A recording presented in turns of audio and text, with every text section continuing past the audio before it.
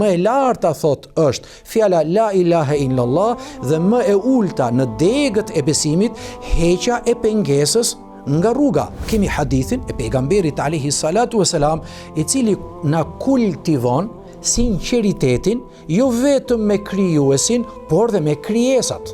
Në cilën formë? Thot pejgamberi sallallahu alaihi wasallam, hadithin e transmeton Muslimi nga Abu Huraira, imani, besimi ynë ndahet në 70 e sa degë. Dega më e lartë është fjala la ilaha illallah. Nuk ka zot tjetër që meriton të adhurohet. Pra nuk ka të adhuruar tjetër me të drejtë përveç Allahut xhelle xhelalu.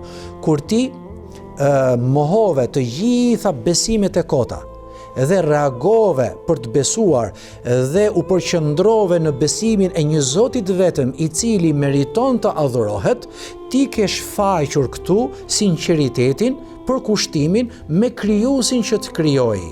Nuk mbaron me kaq hadithi, më e larta thot është fjala la ilaha illallah dhe më e ulta në degët e besimit heqja e pengesës nga rruga. Kështu thot pejgamberi sallallahu alajhi wasallam dhe nuk përcakton pse do hiqet kjo pengesë. Nuk tregon se kush duhet të ruhet dhe kush duhet të pengohet. Jo, hiqe pengesën nga rruga. Hiqet diçka që i mundon njerëzit dhe kjo kultivon sinqeritetin.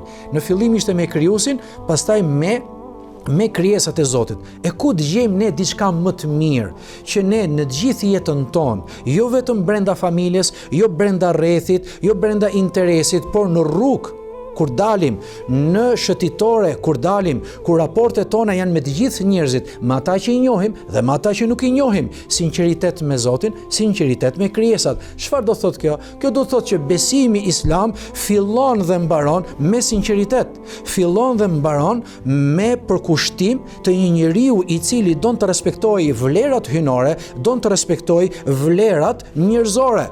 Atëherë besimi që ka i domosdoshëm, besimi që ka jo i rëndësishëm, po domethënë gjëja më rëndësishme